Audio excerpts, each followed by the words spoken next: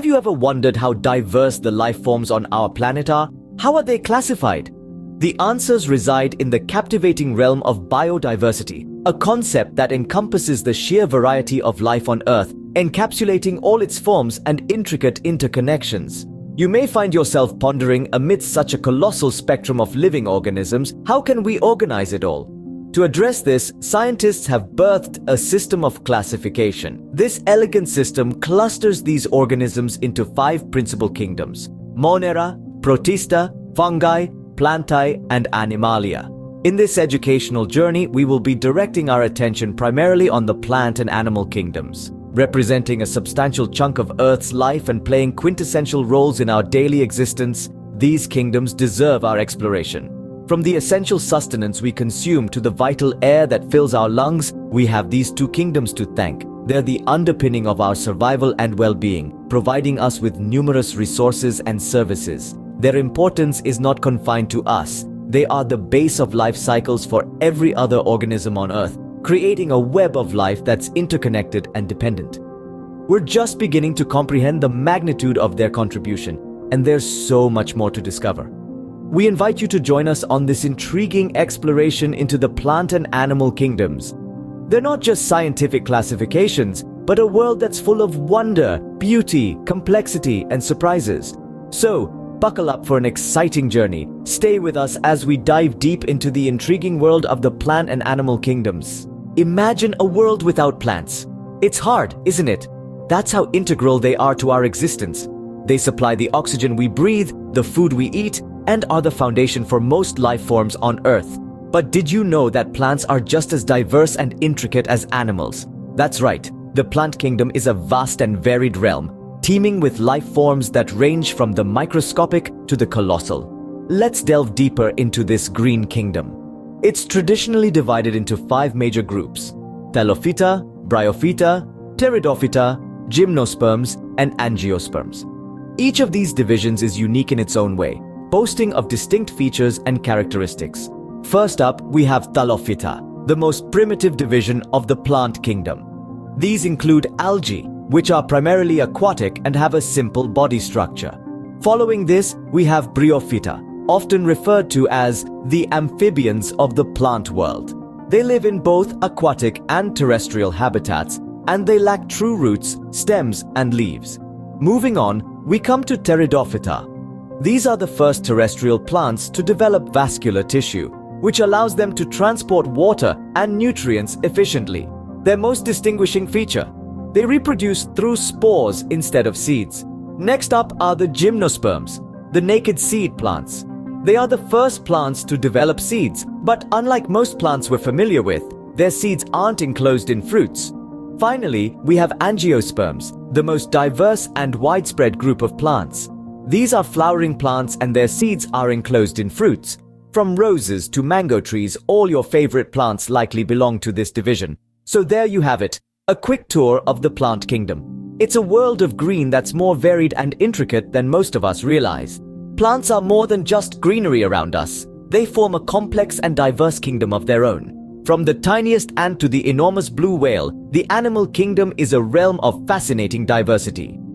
This kingdom, one of the most complex in the world of biology, is divided into numerous phyla, each with its own unique characteristics. Let's start with the Porifera, also known as sponges. These are simple, multicellular organisms that live in water. Their bodies are full of pores, which is how they got their name. They filter feed by drawing water in through these pores, extracting nutrients and expelling the filtered water. Moving on, we have the Coelenterata, or cnidarians, which include jellyfish and sea anemones. They are known for their stinging cells used for capturing prey.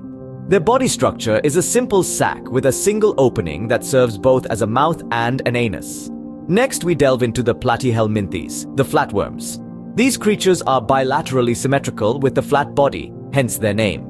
They can be free-living, like planarians, or parasitic, like tapeworms. The Nematoda, or roundworms, are another fascinating phylum.